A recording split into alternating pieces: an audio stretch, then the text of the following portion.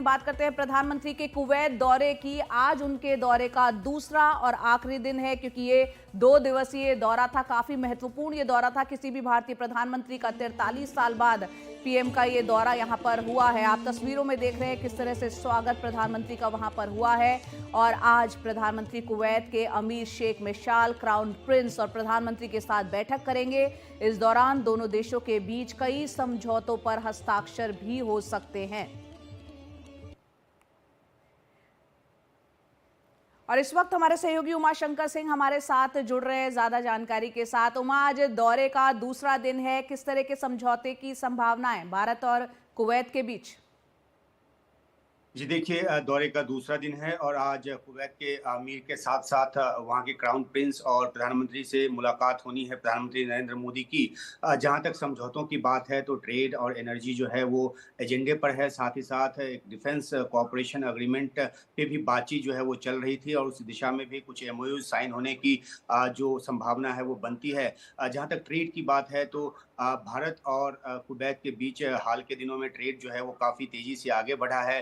अगर 2022 21-22 की बात करें तो भारत का जो निर्यात था वो 34% बढ़ा है और अब 2 बिलियन डॉलर के आसपास का आयात हो गया है, निर्यात हो गया है कुवैत को। और अगर द्विपक्षीय ट्रेड की बात करें तो वो जो 10 बिलियन के आसपास है, जिसमें और बढ़ोतरी की जो संभावना है वो जताई जा रही है। कुवैत एक ऐसा देश है जो तकरीबन 3% जो तेल है भारत की जरूरत का वो उसको पूरा करता है और इस सेक्टर में भी और ज़्यादा जो बढ़ोतरी है वो हो सकती है। तो 43 साल बाद जब भारत के प्रधानमंत्री का दौरा हो रहा है कुवैत का, तो एक जाहिर सी बात है कि इसमें बहुत सारी ऐसी चीज़ें जो हाई प्रोफाइल विजिट की वजह से रुकी हुई हों या जो इस दौरे की वजह से जिसको गति दी जा सकती है, उसकी संभावना बनती है। अगर पहले दिन के दौरे की बात करें तो प्रधानमंत्री नरेंद्र मोदी ने वहाँ पे भारतीय जो कामगार जहाँ रहते हैं उस कैंप का दौरा किया और इसका एक सांकेतिक महत्व था, क्योंकि हमने देखा जून में ही 45 भारतीयों की आग लगने से वहाँ पे मौत हो गई थी। तो उनकी जो सुरक्षा है, उनके जो रहन सहन का स्तर है वो एक बहुत बड़ा वहाँ मुद्दा रहा है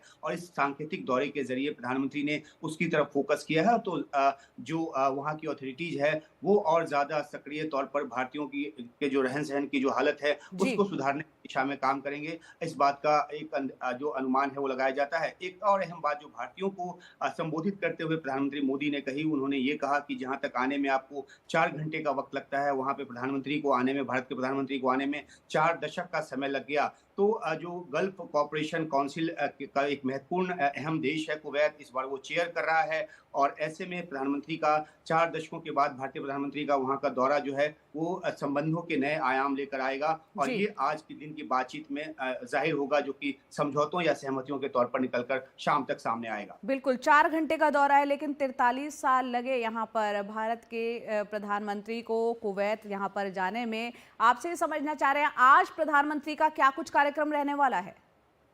जी देखिए, आज अगर भारतीय समय के हिसाब से बात करें तो 12:15 साढ़े 12 बजे के आसपास उनको गार्ड ऑफ ऑनर दिया जाएगा। उसके बाद पहले कुवैत के अमीर से उनकी जो मुलाकात है वो होगी, क्राउन प्रिंस से होगी और फिर प्रधानमंत्री से उनकी मुलाकात होगी। और इन मुलाकातों में जाहिर सी बात है कि न सिर्फ द्विपक्षीय संबंध जो है उसको मजबूती देने की बात होगी, बल्कि जो रीजनल जिस तरह के तनाव का माहौल जो है पश्चिम एशिया में फैला हुआ, और कुवैत जो है एक बहुत ही महत्वपूर्ण स्थान रखने वाला देश है, तो उनके नेतृत्व के साथ प्रधानमंत्री की रीजनल जो इश्यूज हैं उसके मुद्दे पर भी बात होगी और वैश्विक मुद्दों पर भी बात होगी।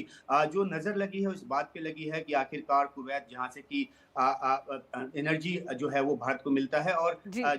एक डिफेंस अग्रीमेंट को लेकर भी जो बातचीत चल रही थी उस सिलसिले में क्या कुछ प्रगति होती है। तो आज ये 3 जो अहम उनकी मुलाकात है, उसके बाद एक प्रेस कॉन्फ्रेंस है। तो जो कुछ भी आउटकम होगा इस दौरे का को विस्तार से बताया जाएगा विदेश मंत्रालय की तरफ से। लेकिन इतना जरूर है कि जब 43 साल बाद भारत के प्रधानमंत्री वहां पर हैं और वहां की जो तमाम लीडरशिप है उनके साथ एक के बाद उनकी बैठक है, तो जी। निगाह इस बात पे है कि आखिरकार दोनों देशों के रिश्तों में और किस तरह की मजबूती जो है वो आती है और किस तरह की प्रगाढ़ता दोनों देशों के बीच में आती है, इस पर नजर रहेगी। बहुत बहुत शुक्रिया उमा, तमाम जानकारी हमें देने के लिए।